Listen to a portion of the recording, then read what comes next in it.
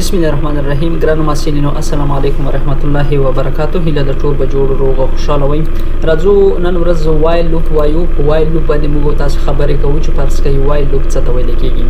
اصلا کې د لوپس چې دي موږ تیر درس کې هم وایل چې عموما د لوپس که هغه هر ډول لوپي مثلا فار لوپي وایل لوپي یا مثلا دو وایل لوپي موږ هغه وخت دغه استفاده کوو کله چې موږ غواړو چې یو پروګرام کې د یو سټیټمنټ یا بلاک اپ سټیټمنټ کمپیوټر په بار ډول نه ایگزیکیوټ کی یا د کمپیوټر هغه په بار ډول نه اجرا کی. نو دغه د لپاره په پروګرامینګ کې د مختلفو لوپس څخه استفاده کیږي چې په هغه کې زموږ سره فار لوپ یعنی فار لوپ موږ تاسو وویل چې فار لوپ زموږ سره کچېره مثلا موږ غواړو په پروګرام کې یو سټیټمنټ په بار ډول نه ایگزیکیوټ کړو کمپیوټر د پیغام باندې ایگزیکیوشن سره ورسوي. نو دغه د لپاره زموږ سره فار لوپ استفاده کیږي چې دغه سټرکچر همدا شان سنټکس تیر درس کې موږ تاسو ویلو په هغه باندې موږ تاسو مختلف پروګرامونه ولیکل. وایل لوپ هم په هغه شکل سره کار کوي یعنی څه ډول چې زموږ سره فار لوپ خو یوازې دغه سنټکس د فار لوپ سره یو څه توپیر لري نور یې هدف زموږ سره یو دی. یعنی په دې معنی وایل لوپ هم موږ تاسو د دې په خاطر استفاده کوو کله چې موږ غواړو په پروګرام کې یو سټیټمنټ یا بلاک اپ سټیټمنټ په بار ډول نه ایگزیکیوټ کو تر څو کمپیوټر په بار ډول نه هغه اجرا کی په بار ډول نه هغه ایگزیکیوټ کی. نو دغه لپاره په پروګرام کې وایل لوپ څخه استفاده کیږي. د وایل لوپ سنټکس په دې شکل سره دی چې لومړی موږ تاسو وایل کیورډ څخه استفاده کوو بیا پرانتیسس کریټ کوو دغه پرانتیسس په داخل کې یا کنډیشن کریټ کیږي یعنی دلته کنډیشن چک کیږي کچېره پرس کا دغه کنډیشن ټرو کیږي زموږ سره د لاغي ورسته دغه د لوپ کومه باډي چې دغه کمپیوټر څنګه کوي ایگزیکیوټ کوي یعنی کله چې موږ وایل لوپ استفاده کوو لومړی به وایل کیورډ بیا کنډیشن بیا دغه د وایل لوپ هغه باډي موږ تاسو کریټ کوو دغه باډي په داخل کې هغه سټیټمنټ موږ په دې شکل سره څنګه کوو معرفي کوو یعنی د وایل لوپ هغه سنټکس په دې شکل سره دی. راځو موږ تاسو وایي چې فرض کړئ وایل لوپ کمپیوټر څه ډول اجرا کوي.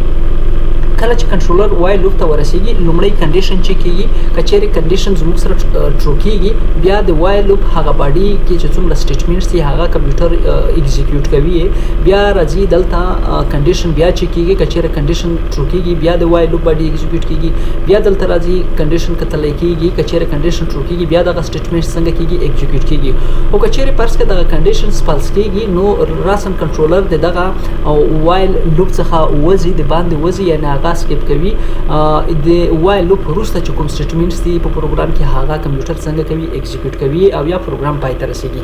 نو د وایل لوپ هغه فلو چارت په دې شکل سره دی لکه فرض کړئ زه غواړم چې داسې یو پروګرام ولیکم په وایل لوپ کې چې په هغه کې زموږ سره د یو څخه نیولې فرض کړه تر لاسو پورې عادت په سکرین باندې وښیلی شي ډسپلی شي. نو دا اسی پروګرام موږ د فار لوپ په ذریعہ ډیر په اسانۍ سره لیکلی شو.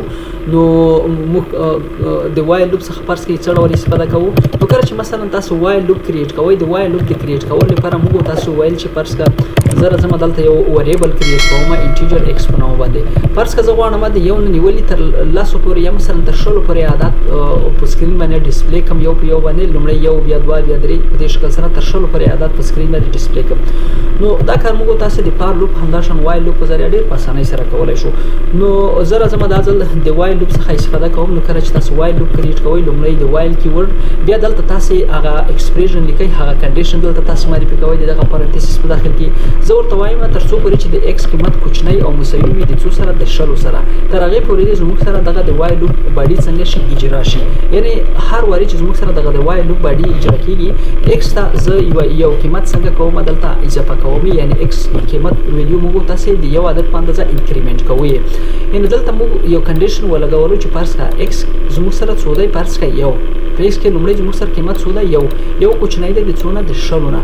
نو کله چې زموږ سره دغه کنډیشن شروع کیږي زه غواړم چې دغه قیمت دې زموږ سره په سکرین باندې ولیدلی شي.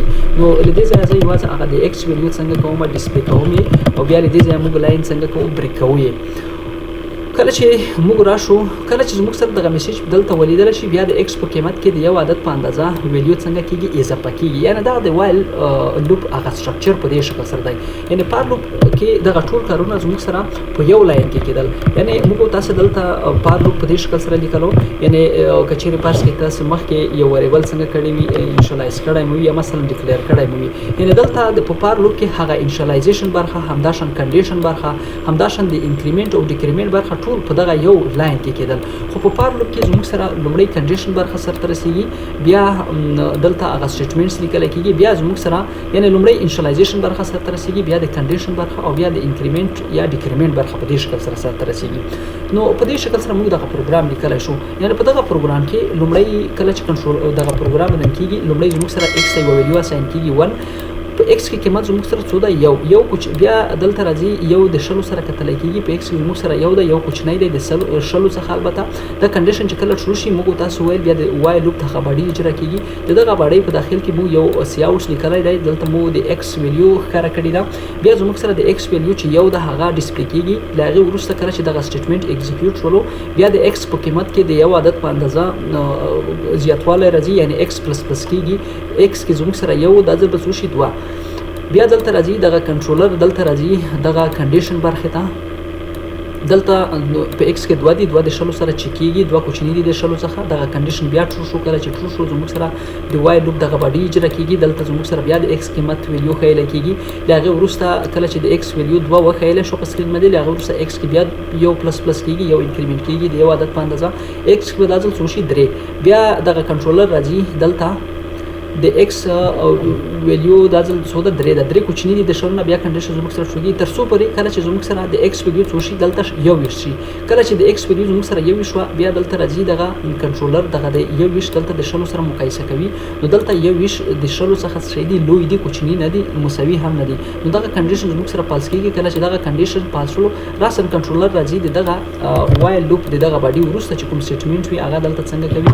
یو په یو باندې اکزیکیوټ کوي او یا پروګرام پای ته رسیږي. نو دا اوس موږ سره د وای لوپ هغه سټرکچر په څه شکل سره دی. کله چې زه راشم دغه پروګرام نه دی ځای رن کوم، پارس کې ځای لیکم چې while.cpp په دې نامه باندې موږ دا پروګرام سیو کوو. کله چې زموږ سره پروګرام رن شي زموږ سره د یو څخه تر شلو پورې اعداد دلته څنګه کېږي په سکرین باندې ښیلی کېږي. یعنې دغه سټیټمنټ چې دی زموږ سره څو وارې اکزیکیوټ شول؟ 6 وارې. او 6 وارې زموږ سره دغه ویلیو د x ویلیو زموږ سره هر ځل چې دغه ویلیو تغیر کېږي دغه د x ویلیو زموږ سره په سکرین باندې ښودلی کېږي. نو دا زموږ سره د وای لوپ هغه سټرکچر په دې شکل سره دی.